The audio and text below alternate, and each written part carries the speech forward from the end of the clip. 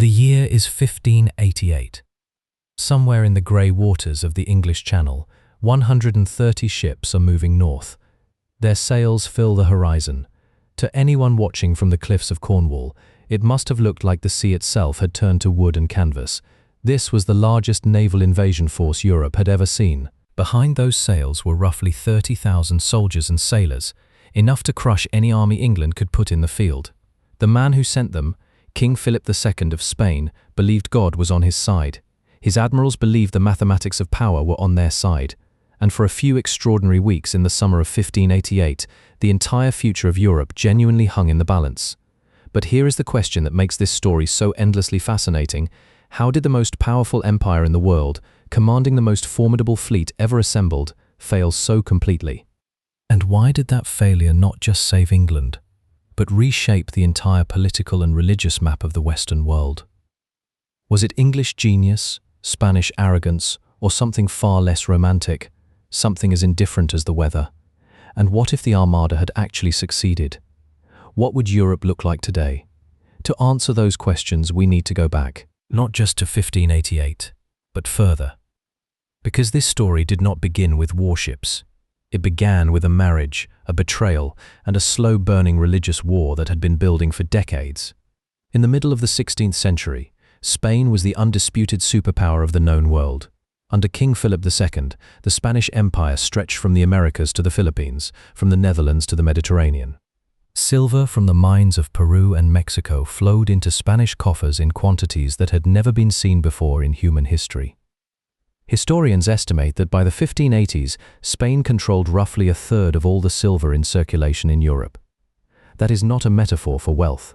That is wealth on a scale that distorted the entire European economy. Philip was a deeply serious man, famously described by his own courtiers as a king who governed his empire from behind a desk. He was meticulous, religious to the point of obsession, and utterly convinced that the defense of Catholicism was his personal mission from God. He worked 18-hour days, he read every document himself, and he had been watching England with growing unease for years. The problem with England, from Philip's perspective, was complicated. It was not simply that England was Protestant. It was that England under Queen Elizabeth I had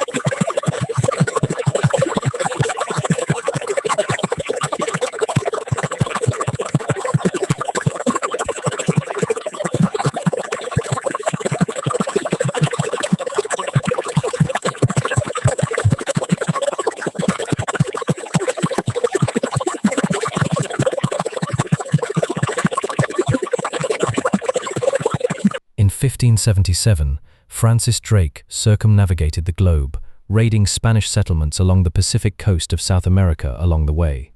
When he returned to England in 1580, Elizabeth knighted him on the deck of his own ship.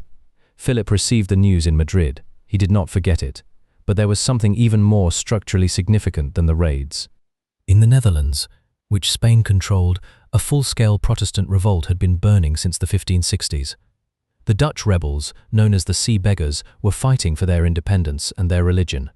And England, under Elizabeth, was quietly supplying them with money and eventually troops. From Philip's perspective, England was not just an irritant. It was actively undermining the most important strategic territory Spain possessed in northern Europe. And here is where we need to pause and debunk one of the most persistent myths about the Armada. The popular image of this conflict is a simple Protestant versus Catholic story, England's brave little island against the Catholic giant. But the reality was far more entangled. Philip II had actually been a king of England himself, briefly, through his marriage to Elizabeth's older sister, Queen Mary I, in the 1550s. He had spent time in England. He understood it. And in the early years of Elizabeth's reign, he had actually tried to maintain good diplomatic relations with her, even proposing marriage at one point. The conflict that produced the Armada was not inevitable. It was the product of specific choices, specific provocations, and a slow escalation that neither side fully controlled. The moment that truly broke the relationship beyond repair came in 1587. Elizabeth had been holding Mary, Queen of Scots, prisoner for nearly 20 years. Mary was Catholic, had a claim to the English throne, and had become the focal point for every Catholic plot against Elizabeth. After one plot too many, Elizabeth finally signed Mary's death warrant. Mary was executed in February 1587. For Philip, this was the final signal. A Protestant queen had executed a Catholic queen. The time for diplomacy was over. Philip began planning the enterprise of England, as he called it. The plan was ambitious to the point of audacity. A massive fleet would sail from Spain and Portugal, travel up the English Channel, and rendezvous with a veteran Spanish army in the Netherlands, commanded by the Duke of Parma. Parma's troops would then be ferried across the Channel in flat-bottomed boats, land on the English coast, march on London, and overthrow Elizabeth. The Armada itself was not supposed to fight the English fleet directly. It was a transport and escort operation. The real punch was Parma's army, one of the most battle-hardened forces in Europe. On paper, this was a serious plan. In practice, it contained a fatal flaw that the Spanish commanders themselves identified and worried about before a single ship left port. The rendezvous between the Armada and Parma's army required a deep-water harbour where the fleet could shelter and the troops could embark. There was no such harbour on the Flemish coast controlled by Parma. The Dutch rebels controlled the shallow coastal waters with their small, fast flyboats. If the Armada had to wait at sea for Parma's troops to come out, it would be vulnerable. Philip was told this. He acknowledged the problem. He prayed about it, and then he ordered the fleet to sail anyway, trusting that God would provide a solution. Before the Armada even left port, it suffered its first serious blow, and it came not from the English Navy, but from Francis Drake. In April 1587, Drake led a raid directly into the Spanish harbour of Cadiz, destroying somewhere between 20 and 30 supply ships and enormous quantities of stored provisions. Drake himself called it singeing the King of Spain's beard. It was a brilliant piece of strategic disruption. The Armada's departure was delayed by a year, and its supplies were never fully replaced. The barrels of food and water that were eventually loaded were made from green, unseasoned wood, which caused them to leak and rot. Soldiers and sailors would later die not from English cannon, but from contaminated water and spoiled food. The Armada finally sailed in May 1588, commanded by the Duke of Medina Sidonia. And here is another fact that complicates the simple narrative of Spanish arrogance. Medina Sidonia did not want the command. He wrote to Philip explicitly, listing his lack of naval experience and his tendency to seasickness. He was a great nobleman and administrator, not a sailor.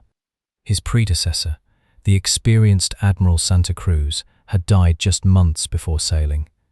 Philip appointed Medina Sidonia anyway, partly because of his rank, partly because Philip believed the mission was divinely ordained and that competent management mattered less than faith. The English knew the Armada was coming. They had known for months. Elizabeth's spy master, Francis Walsingham, had one of the most effective intelligence networks in Europe. The English fleet, commanded by Lord Howard of Effingham with Francis Drake as his vice-admiral, was stationed at Plymouth, waiting. The English ships were different from the Spanish ones in ways that would prove decisive. They were lower, faster, and more maneuverable. Their guns were mounted on wheeled carriages, which allowed them to be reloaded and fired much more rapidly than the Spanish guns, which were fixed on heavy wooden platforms. The English strategy was to stay at range, use their superior gunnery, and avoid the close-quarters boarding fight that the Spanish soldiers were trained for. The Armada was first spotted off the Lizard Peninsula in Cornwall on July 19, 1588. The famous story of Francis Drake finishing his game of bowls before going to fight is almost certainly a legend, but it captures something true about the English mood. There was confidence, even swagger. Drake reportedly said there was time to finish the game and beat the Spanish too. What followed was not one dramatic battle but a running fight up the English Channel that lasted more than a week. The English harassed the Armada constantly, attacking its flanks, trying to break its formation. The Armada held together remarkably well, maintaining a tight crescent formation that made it very difficult to isolate individual ships. But the English gunnery, while impressive, was not as devastating as later accounts suggested. Ammunition ran short on the English side. The Armada reached the Straits of Dover largely intact, having lost only a handful of ships. Then came the crisis.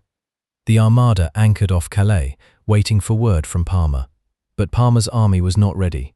His troops were scattered, his boats were not assembled, and the Dutch flyboats were blockading the Flemish ports. Days passed. The Armada sat at anchor, exposed.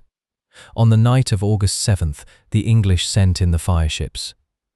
8 ships, packed with pitch, tar and gunpowder, were set alight and sent downwind toward the anchored Armada.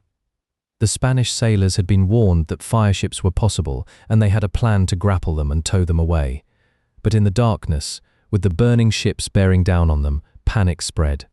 The Armada cut its anchor cables and scattered. This is the moment that decided everything.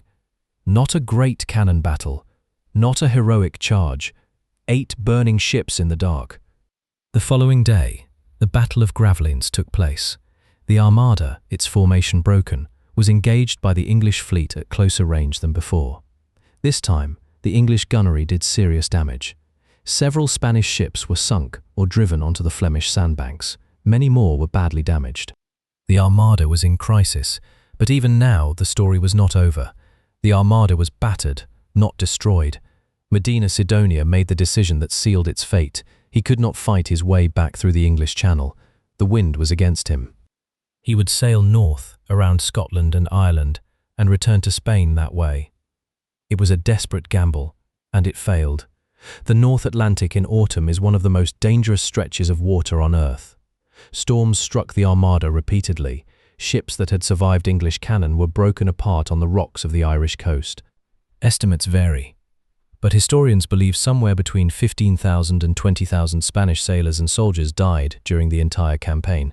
The vast majority not from English fire but from storms, disease and shipwreck. More than 20 ships were wrecked on the Irish coast alone. Survivors who made it ashore were often killed by English troops stationed in Ireland or by local Irish lords who feared English reprisals. Philip II received the news of the Armada's destruction with a composure that struck his courtiers as almost inhuman. He reportedly said that he had sent his fleet against men, not against the winds and waves of God. It was a remarkable piece of theological self-justification. He immediately began planning a second Armada. Philip was not a man who gave up easily, and this is the point where we need to think carefully about consequences, because the failure of the Armada is often told as a simple English victory story. It was far more complicated than that. In the short term, England was saved from invasion, and Elizabeth's regime was secured. The speech she gave to her troops at Tilbury, as the Armada approached, became one of the most famous in English history. She told them that she knew she had the body of a weak and feeble woman, but the heart and stomach of a king. Whether those were her exact words is debated by historians, but the political effect was real. Elizabeth emerged from the crisis with enormous personal prestige. But the war with Spain did not end in 1588. It dragged on until 1604, long after both Elizabeth and Philip were dead. England launched its own counter-armada in 1589, trying to exploit the Spanish defeat, and it failed disastrously.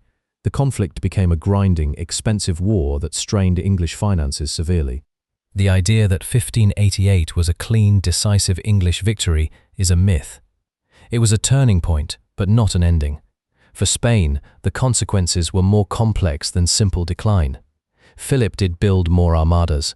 Spain remained a great power for decades after 1588, but the psychological impact was significant. The idea of Spanish naval invincibility had been shattered. Other powers, particularly the Dutch Republic and England, grew more aggressive in challenging Spanish dominance at sea and in the Americas. The long-term erosion of Spanish imperial power, which would become obvious in the 17th century, can trace some of its roots to the confidence that 1588 gave Spain's rivals. For the Netherlands, the Armada's failure was transformative. The Spanish army in the Netherlands, Parma's magnificent force, had been held in place waiting for a rendezvous that never came. The Dutch rebels used the time to consolidate. The failure of the Armada effectively guaranteed that Spain could not crush the Dutch revolt, and the Dutch Republic would eventually secure its independence, becoming one of the great commercial and naval powers of the 17th century.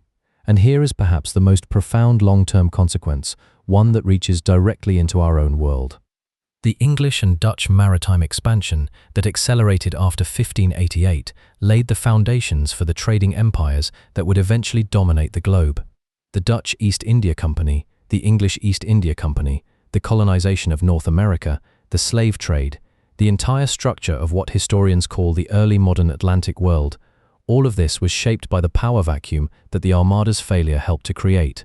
When we talk about why the English language is spoken on every continent, when we ask why certain legal and political traditions are global, the chain of causation runs back, through many steps and many other events, but it runs back in part to those burning ships in the dark off Calais in August 1588. There is one more thing worth saying about this story, something that tends to get lost in the drama of cannon and storm. The people on those Spanish ships were human beings. They were young men from Castile and Portugal, from Ireland and Italy, many of them pressed into service, many of them poorly fed and poorly paid. When their ships broke apart on the Irish coast, they drowned in freezing water, or they struggled ashore and were killed, or they were captured and died in captivity. One of the most remarkable documents from the entire episode is a letter written by a Spanish captain who survived the wreck of his ship on the Irish coast. He described watching his comrades drown, described the cold, the hunger, the desperate march across unfamiliar country. It is a reminder that behind every turning point in history, behind every geopolitical shift, there are individual human lives caught in forces they did not choose and could not control. The Armada did not change history because one side was righteous and the other was not. It changed history because of planning failures, logistical impossibilities, weather patterns, and the accumulated weight of decisions made by kings and admirals who were doing their best with imperfect information in a world they only partially understood. That is how history almost always works. Not through the clean triumph of good over evil, but through the messy collision of human ambition with human limitation and with the indifferent forces of nature. The grey waters of the English Channel kept their secret for centuries. Then, in the 20th century, archaeologists began finding the wrecks. Off the coast of Ireland, off Scotland, in the Channel itself, the ships of the Armada were slowly discovered, their timbers and cannons and personal belongings preserved in the cold dark. A gold ring, a leather shoe, the barrel of a gun, objects that belonged to men who thought they were sailing to change the world, and in a way they did, just not in the way they intended. Philip II died in 1598, still at his desk, still governing, still believing that God's plan had simply been delayed. Elizabeth died in 1603, the last of her dynasty, having never married, having left no heir, having spent her entire reign balancing on the edge of catastrophe with extraordinary skill. Both of them, in their different ways, were prisoners of the forces they had helped to set in motion. The world they left behind was profoundly different from the one they had inherited. And that is the real lesson of the Spanish Armada. Not that England was destined to be great, not that Protestant nations were somehow more capable than Catholic ones, not that sea power always defeats land power. The lesson is simpler and stranger than any of those things. The lesson is that history turns on moments of contingency, on the gap between what powerful people plan and what actually happens, on the weather, on a panic in the dark, on barrels of food that rot before the battle is even fought. The most powerful empire in the world sent its greatest fleet against a smaller, weaker enemy and lost, not primarily to that enemy but to its own internal contradictions, its own logistical failures, and to the cold indifference of the North Atlantic. That is what makes 1588 worth remembering, not as a triumph or a defeat, but as a reminder of how fragile the certainties of the powerful always are. Now, here is the question I want to leave you with. If the Armada had succeeded, if Parma's army had landed and Elizabeth had been overthrown, what do you think would have changed most profoundly? The language of global commerce, the map of the Americas, the structure of modern democracy? Write your answer in the comments, because I genuinely want to know what you think, and the best answers always come from people who have actually thought it through.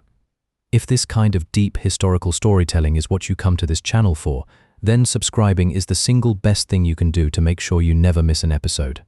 We do not pad these videos with filler. Every minute is there for a reason. And in the next video, we are going to look at the Dutch Republic that emerged from the shadow of Spanish power. After 1588, the world's first true commercial republic, a nation that built a global empire not with armies but with accountants, and what its rise and fall tells us about the limits of wealth as a foundation for power. That story is stranger and more relevant than you might expect. Do not miss it.